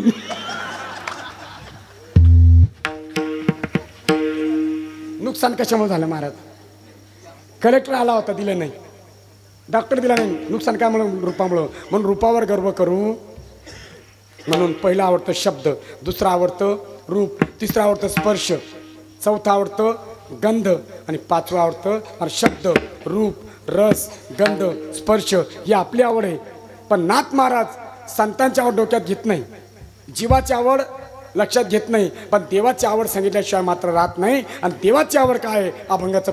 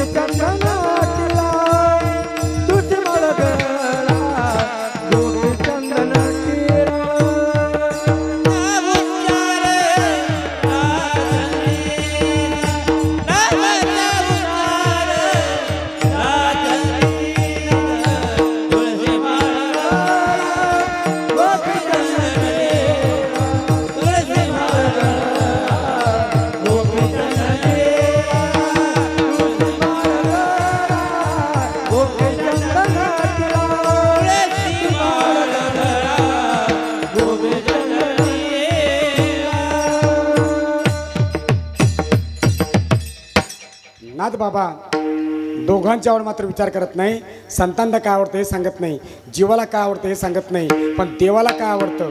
तर महाराज म्हणतात की आवडे देवासी तो एका प्रकार नामाचा उच्चार रात्रंदिन किंवा रात्रंदिवस. जो दिवस रात्र देवाचं भजन करतो माय तो देवाला आवडतो.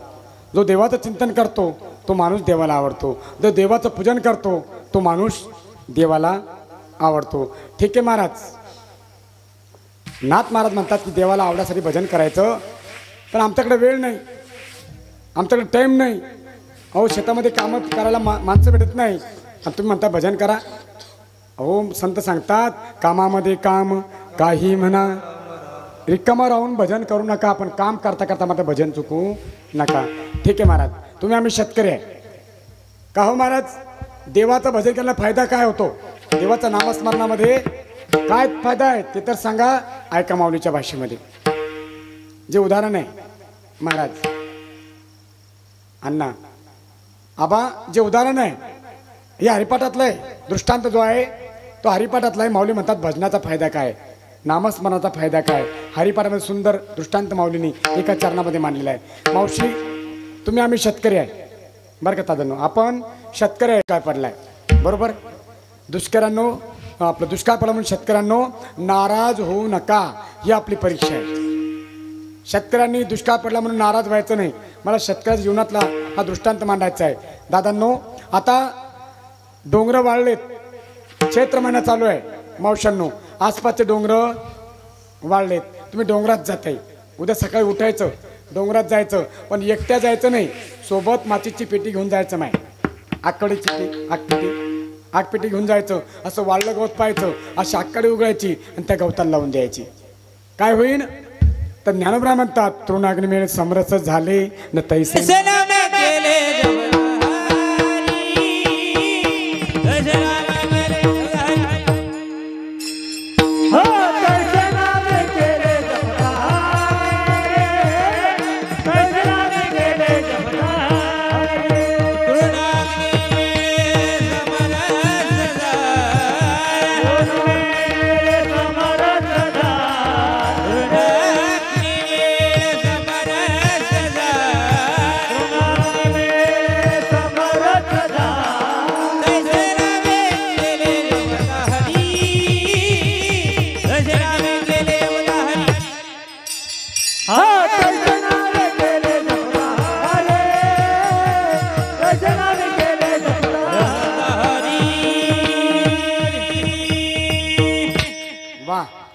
ज्ञानोबा सांगतात जशी मातीची एक काळी बाबा अख्ख्या डोंगरात राग करून टाकते, तसं देवाचं एक नाव, एक नाम जप कोटी जाईल पाप, ही शक्ती नावात आहे गजानबा.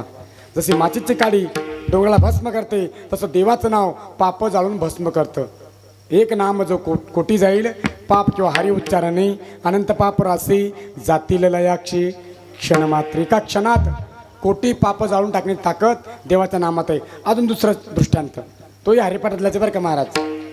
बाबा हाही दृष्टांत आहे ते ज्ञानोबाचाच आहे. आता आपल्या गावात घरं किती आहे खंडागळे माऊली, घरं किती अंदाजे सांगा. आपलं काही मतदान मागणं नाही तुमच्या गावात. 110 बाबांचं म्हणणं आहे 110. 100 धरा आपण, जाऊ द्या 100. काही वाढले असतील किंवा काही आलक निघून काही आलक निघेल पुन्हा एकत्र मिळले असतील, होऊ शकतं. कधी कधी काही आलक निघेल जास्त वाढू शकता, काही आलक निघेल पुन्हा एकत्र येऊ शकता. मग 100 धरा आपण. आपल्या गावात 100 घर आहे बरं का ताई दिदी मावशाव, आपल्या गावात 100 घर आहे. आणि मी तुम्हाला बोललो ताईंनो माझ्या बहिणींनो आपापल्या घरी जा आणि 10-10 किलो कापूर घेऊन या.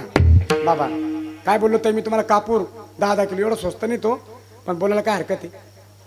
तुम्ही घरी गेलात ताई आणि प्रत्येक मावशीनं 10-10 किलो कापूर आणला. बाबा कापूर 100 घर आहे, एका घरातून 10 किलो किती क्विंटल जमल. 10 क्विंटल कापूर बाबाजी, 10 क्विंटल कापूर आपल्या गावात जमा झाला. इथं मोठा ढीग मांडला, त्या कापुराचा ढीग मांडला आणि आदरणीय सरपंच साहेब यांच्या हातानं त्याला आग लावली. मोठा जाळ झाला बाबा, जाळ विझून गेला. 10 क्विंटल कापूर जाळला गजानन महाराज. राग किती पडली पाहिजे, किती पडली पाहिजे. ऐका कापुराच्या वाती उजळल्या ज्योती न ठाईचं समाप्ती. ज्ञानोबा काय म्हणतात 10 क्विंटल नाही, अरे 10 टन कापूर जाळा, राख सुद्धा शिल्लक राहत नाही. तसं देवाचं नाव पापाची राख सुद्धा शिल्लक राहू देत. म्हणून देवाचं नाव श्रेष्ठ आहे. पटलंय लोकांना, लोक ते महाराज पटलंय आम्हाला. आजपासून आम्ही देवाचं भजन करू, नामस्मरण करू, चिंतन करू.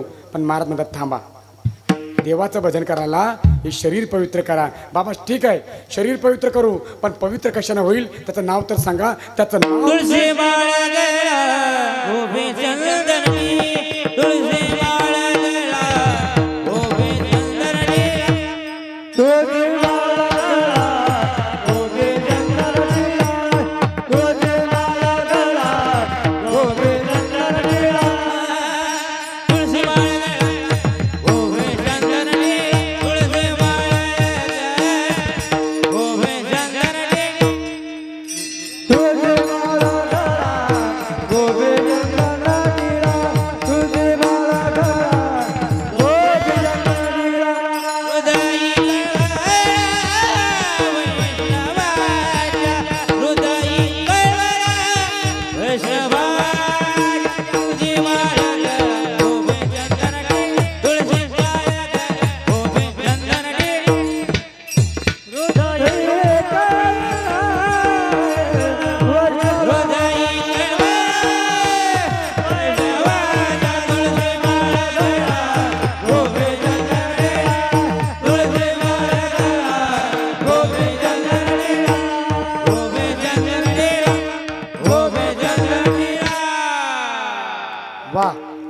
नाथ महाराज सांगतात देवाचं भजन करा, पण देवाचं भजन करण्याआधी देह पवित्र करा.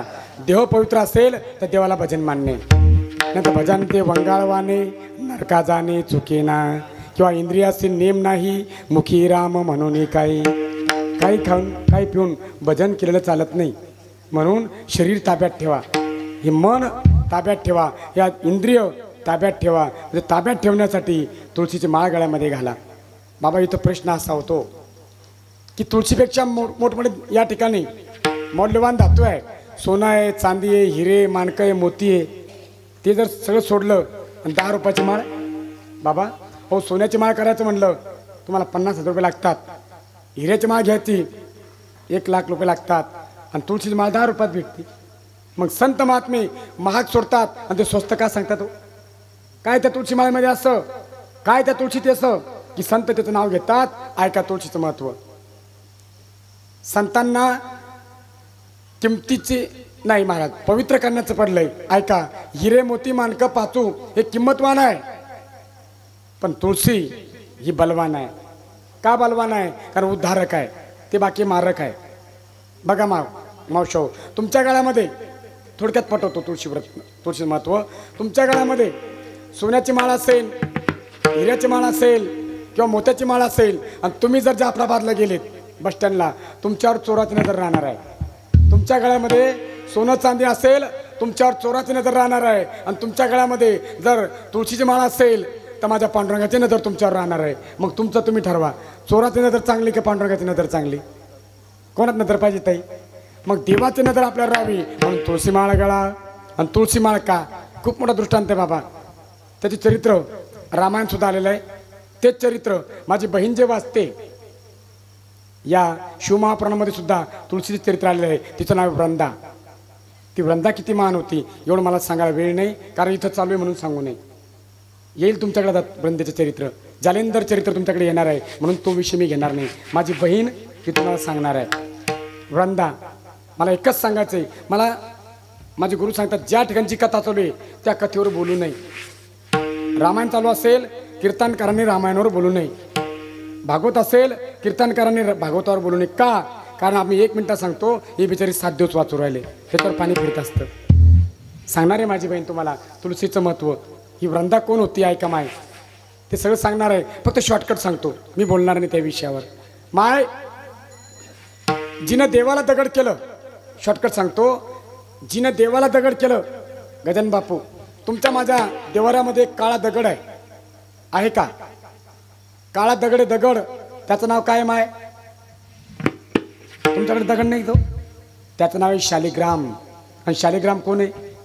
साक्षात महाविष्णू. कोणामुळं झाला? अरे त्या वृंदेनं शाप दिलाय. ऐकणारे तुम्ही आता पुढे चालून, या वृंदेनं शाप दिलाय. विषय माझा इथे बाबा, जी देवाला दगड करते, जी तुळस देवाला दगड करते, या दगडांचा उद्धार करणार नाही का? म्हणून तुळशी माळ गळा, म्हणून तुळशी माळ गळा. जास्त बोलणार नाही, म्हणून तुळशी माळ गळा. दुसरं गेलं गोपीचंदन टिळा. गोपीचंदन का? गजानन बाबा चंदनाचं महत्व सांगतात संत. 5 लिटर तेल असं उकळतं ठेवा, गॅसवरती ठेवा, आणि 1 शुद्ध चंदनाचा थेंब त्या तेलामध्ये टाकत आहे. 5 लिटर तेल 1 थेंब टाका. ते तेल शांत करण्यात ताकद त्या चंदनात आहे. चंदन 1 थेंब जरी पडलं तर 5 किलो तेल थंडगार होतं. तुमच्या माझ्या डोक्यावर लागलं तर डोक्यातला राग शांत होणार नाही बाबा. आपल्या डोक्यामध्ये राग आहे, आपल्या डोक्यामध्ये क्रोध आहे, तो क्रोध शांत व्हावा म्हणून गोपीचंदन टिळा. थंड आहे ते. माऊल्यांनो विशेष करून तुम्ही चंदन लावलं पाहिजे, तुम्ही टिळा लावला पाहिजे. का? कारण तुमच्या डोक्यामध्ये लय राग भरलाय आजकाल. कोणी फाशी घ्यायला जातं, कोणी रॉकेल घ्यायला जातं, कोणी विहिरीत उडी मारतंय. भावशांनो तुम्ही चंदन लावत चला, कारण चंदनानं डोकं शांत राहतं. आमचे महाराज मंडळी, कथाकार मंडळी, आम्ही चंदन का लावतो? कारण चंदनानं डोकं शांत राहतं. तुम्ही डोक्याला चंदन लावा माय, तुमच्या डोक्यातले राग भरला. आम्ही महाराज, आमचे माणसं, आम्ही पुरुष मंडळी गावात व्यवहार करतो, व्यवसाय करतो, शेती करतो, आम्हाला टेन्शन येतं बाहेर. दादांनो आपण घरचं बाहेरचं टेन्शन घरी काढतो. ऐक नाही अनुभव, नवरा बाहेरचं टेन्शन घरी काढतो, बाहेरचा राग बायकोवर काढतो. तो रागा येतो. बाहेर जर काही टेन्शन झालं तो रागामध्ये काठी घेऊन घरी येतो, तुमच्यावर मारायला धावतो. धावतो की नाही एका दिवशी? आमचे दादा धावतात की नाही एका दिवशी? मग तुम्ही एकच काम करायचं, भांडणं होणार नाही. जर आपले पतिराज हातामध्ये काठी घेऊन मारायला धावले असतील, तुम्ही फक्त एकच म्हणा, स्वामी हो पप्प्याचे पप्पा मी तुमचीच आहे. मारा, ठोका, झोडा, मला काही करा, मी तुमचीच आहे. काय म्हणत ताई, नवरा जर मारायला आलात काठी घेऊन, एकच म्हणा, राम मी तुमचीच आहे. माझ्या बापाने माझं कन्यादान केलं, माझं लग्न करून कन्यादान करून तुम्हाला दान म्हणून दिलंय. या देहाचं काही करा, या देहावर तुमचा अधिकार आहे. तुम्हाला मारा, ठोका, झोडा, काही करा, मी तुमचीच आहे असं म्हणत आहे. तो काठी फेकेल का नाही? नाही तर म्हणा, ये तुझ्या बाप पडतोय तू, ये ये ये खाला खानदानीचा का, ये ये ये. मग दोन दणके शिल्लकाचे की नाही. म्हणून डोक्यातील राग शांत राहावा, हे डोकं शांत राहावं म्हणून संत गोपीचंदन शांत करतं डोकं, म्हणून गोपीचंदन टिळा लावा. पुरुष मंडळी, आता मोर्चा तुमच्याकडे आहे. हिंदू धर्माची निशाणी काय आहे बघा. आपल्या गावात मुस्लिम समाज आहे का? नसेल, बाहेर तुम्ही पाहिलं का नाही? दादा निलेश दादा, 1000 मुसलमानामध्ये, आपलं 1000 हिंदूमध्ये 5 मुसलमान आणून बसवा, 1000 हिंदूत 5 मुस्लिम आणून बसवा, मी तुम्हाला ओळखून दाखवतो मुसलमान कोणते. का?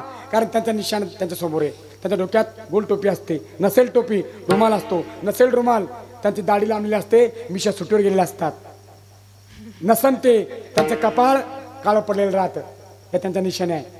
5वी निशाणी, ते शर्ट मोठ्या भावाचं घालतात, पॅन्ट लहान्या भावाचे घालतात. म्हणजे शर्ट लांबा असतो, पॅन्ट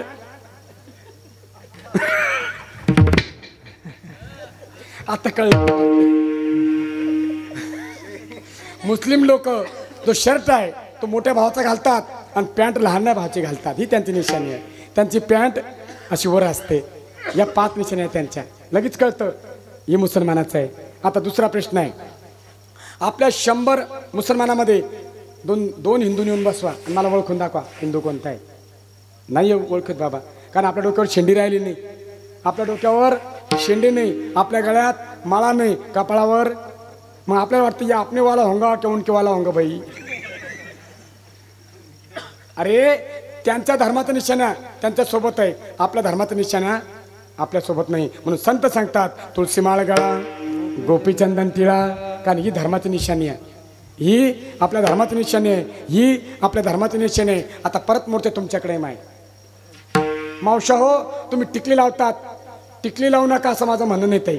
टिकली लावा, आवर्जून लावा, पण कारण काय होतं माय, तुम्ही टिकली लावतात, माझी बहीण शेतामध्ये काम करते, माझी वहिनी शेतामध्ये जाऊन काम करते, घाम येतो, टिकली पडून जाते, बरोबर ताई, टिकली पडून जाते. तुम्ही गावात येतात, मग आमच्यासारखा पाहुणा गावात येतो, तुमच्याकडे पाहतो, मग म्हणतो ही गाडी कोणत्या डेपोची असन बुवा, हिला पाठीच नाही, कुठून आली कुठं चालली, कारण पाठी पडून गेली राहते. म्हणून थोडं कुंकू लावत चला. किती घाम येऊ द्या ताई, किती घाम येऊ द्या, कुंकू लाल राहतं, थोडं गवत नाही राहतं. म्हणजे आम्हाला कळतं माझी बहीण सौभाग्यवती आहे, पण घामानं कुंकू पुसलंय. या स्त्रीला मालक आहे, पण घामानं कुंकू हे कळते आम्हाला. कुंकू पूर्णपणे पुसत नाही, थोडं गवत नाही, लाल राहतं, म्हणून कुंकू लावत चला. टिकली लावा, पण थोडं कुंकू लावा खाली, टिकली थोडी वर सरकवा. नसन हातानं सरकत तर पाटील बाबा जेसीबी घेऊन जा, जेसीबीचं सोंडानं सरकवा, थोडं कुंकू लावत चला, कारण ती आपल्या धर्माची निशाणी आहे. म्हणून महाराज म्हणतात, तुळशी माळ गळा, गोपीचंदन टिळा आणि हृदयी कळवळा वैष्णवांचा. ठीक आहे महाराज, कपाळावरती टिळा लावू, गळ्यामध्ये माळा घालू, हृदयामध्ये कळवळा ठेवू, पण हे पाय काय उपयोगात आणायचे, पायानं काय करायचं ते म्हणतात 3ऱ्या चरणामध्ये.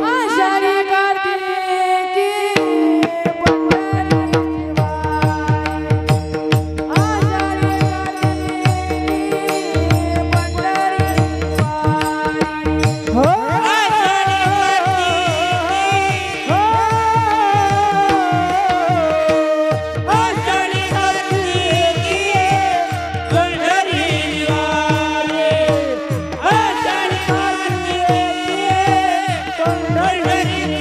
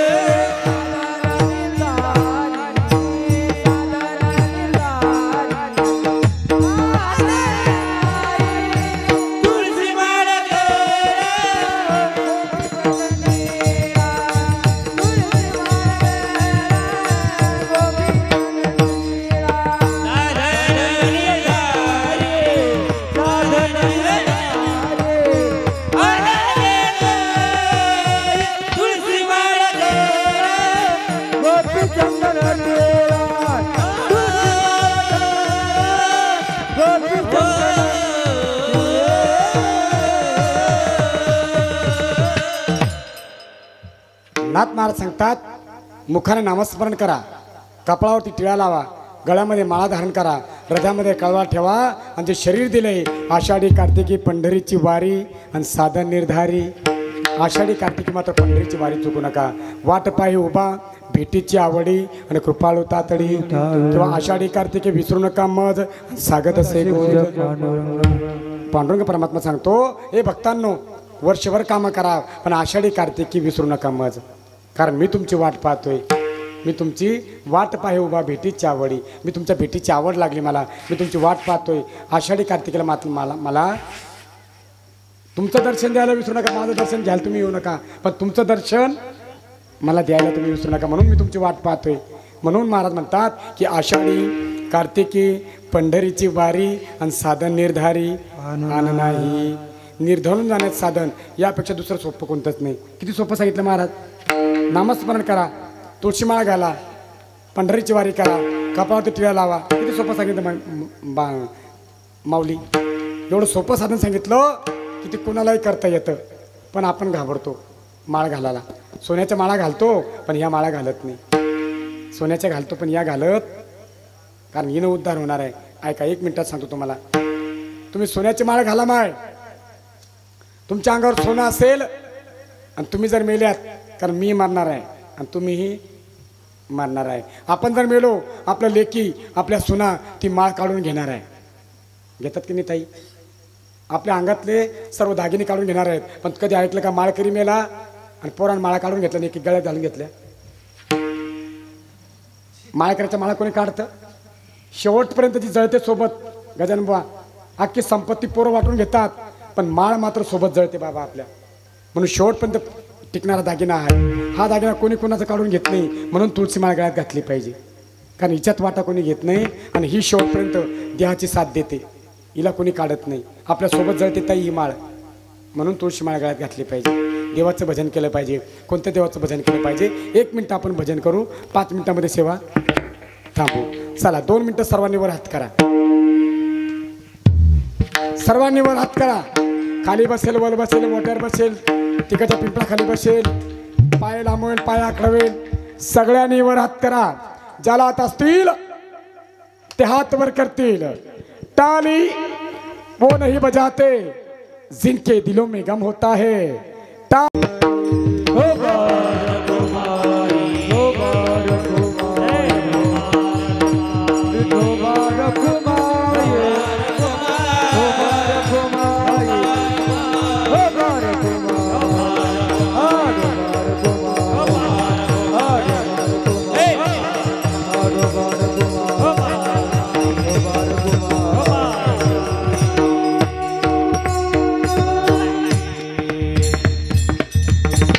वा वा वा, लय भारी, लय भारी. करात खाली, करात खाली.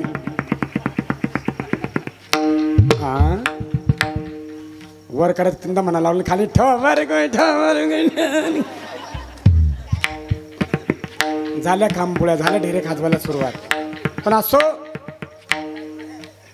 माझ्या प्रभू रामचंद्र दरबारात बसून माझ्या विठ्ठलाचं भजन तुम्ही केलं. या सप्ताहाच्या निमित्तानं पहिला दिवस आहे. सर्व देवतांना प्रभू रामचंद्र, सीता मैया, लक्ष्मण भैया, हनुमंतराया, भोले बाबा या सर्व देवांना एकच मागणं मागतो. हे देवांनो, हे संतांनो, जो 2 वर्ष कोरोनासारखा महारोग तुम्ही आमच्यावर पाठवलाय, तसा रोग पुन्हा पाठवू नका. जो दुष्काळ तुम्ही यंदा पाडलाय, हा दुष्काळ पुढच्या वर्षी पडू देऊ नका. ज्या आमच्या लेकी नांदाला गेल्यात त्यांना सुखानं नांदू द्या. ज्या दुसऱ्याच्या लेकी आमच्याकडे सुना म्हणून नांदायला आल्यात त्यांना सासू आणि सासऱ्याची सेवा करू द्या. जो माझा शेतकरी राजा शेतामध्ये राबतोय, कष्टाच्या कमाईनं माल पिकवतोय, त्याच्या शेतीच्या मालाला चांगला भाव भेटू द्या. आणि जो माझा वीर जवान सीमेवरती लढतोय त्याला उदंड आयुष्य द्या. बस एवढंच देवाकडे मागायचं ताई दादा. बाकी देवाकडे काही मागायचं नाही. आणि हलकट मागितलेलं देव ऐकत नाही.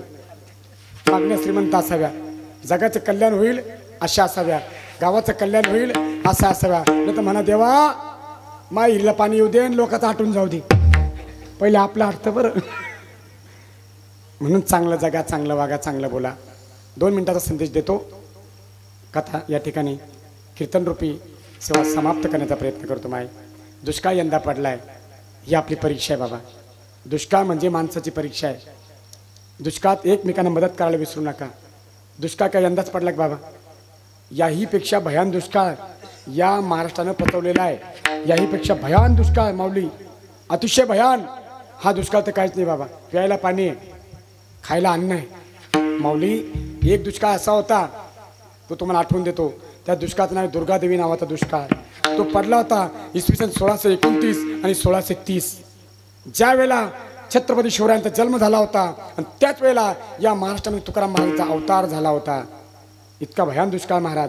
व झाडं वाळून गेले होते, प्राणी अन्न पाण्यावरून मरत होते, व माणसं मरत होते. व तुम्ही महाराज बाबा, सामान्य लोक मरतील यात नवल नाही. साक्षात महाविष्णूचा अवतार आमचे तुकाराम महाराज, त्यांची पहिली पत्नी रखमाई तिचं नाव माऊली. हो, तुकाराम महाराजच्या बायकोला अन्न भेटलं नाही. व अन्न भेटलं नाही. तुकाराम महाराजांची पहिली बायको अन्न करते मिली. हो गजनबा, अन्न भेटलं नाही. दुष्काळ पिढीला दुरावीला मान आणि स्त्री का अन्न करता मेली. हा विषय डोळ्यासमोर घ्या बाबा. तुकाराम महाराजांची पत्नी अन्न करते मेली. आपल्या बायका मरतील का बाबा? आपल्या बायका मरतील? आपल्या बायका मरून राहिल्या. आपल्या बायका सुटायला आडव्या देड्या. आपली बायको मोटरसायकल बसली शॉकअप करकन वागते.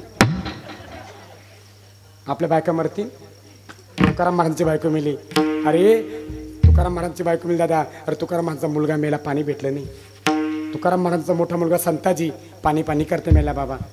तुकाराम महाराजांची पत्नी अन्न करते मेली. अन्न भेटलं नाही. पाणी करता मेला, पाणी भेटलं नाही. तरी तुकाराम महाराजांनी भजन बंद केलं नाही.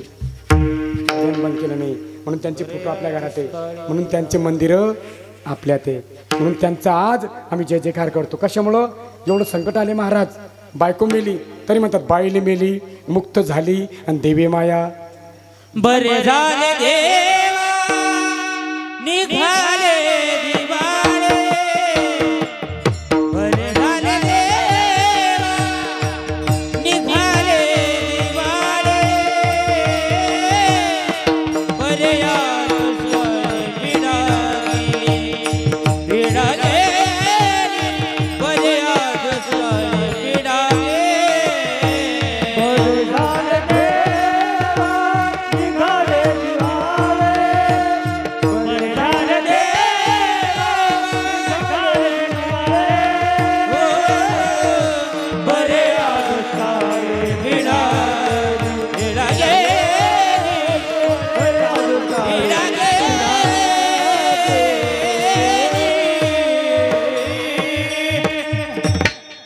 लुटून नेले लोकांना. तरी म्हणतात महाराज बरं झालं म्हणे. बरे झाले देवा निघाले दिवाळे आणि बरी या दुष्काळी पिढा गेली.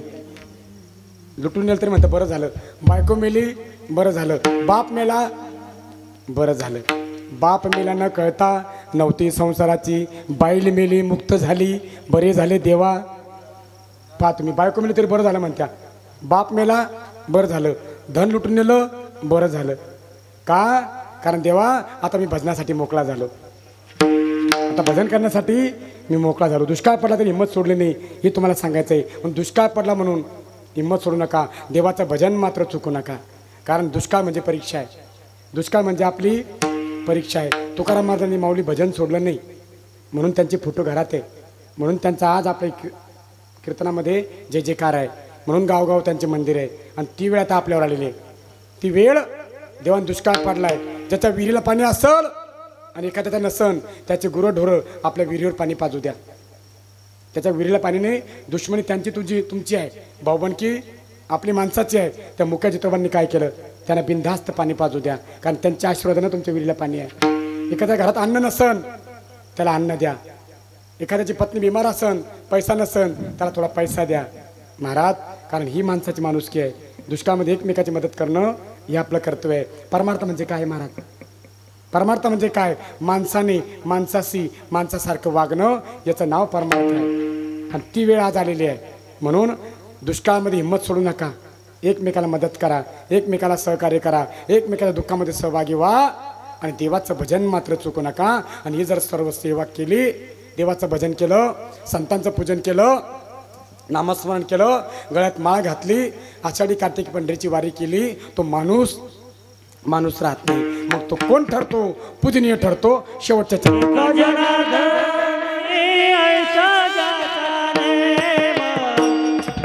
ऐका जनानी ऐका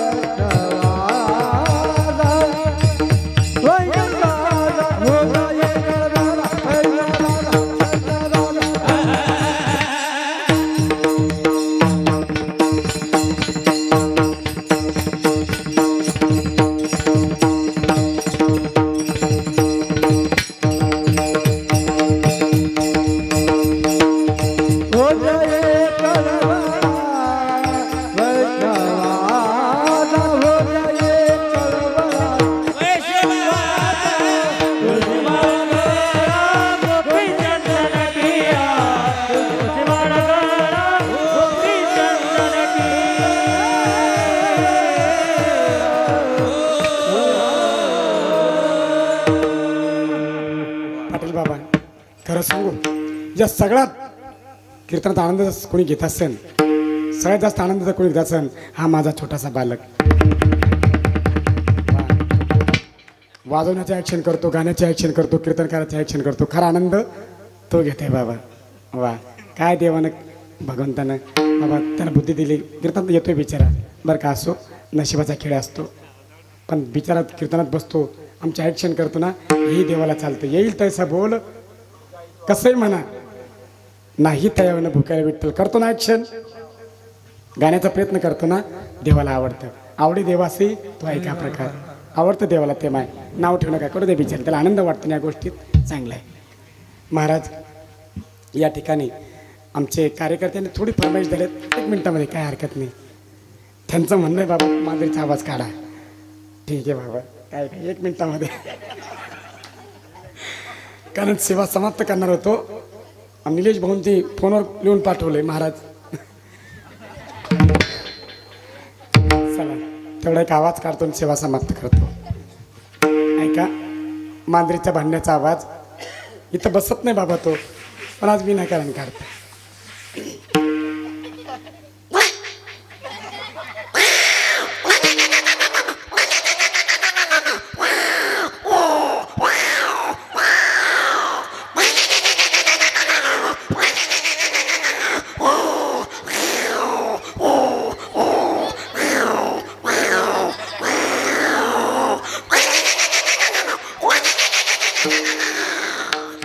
विठोबा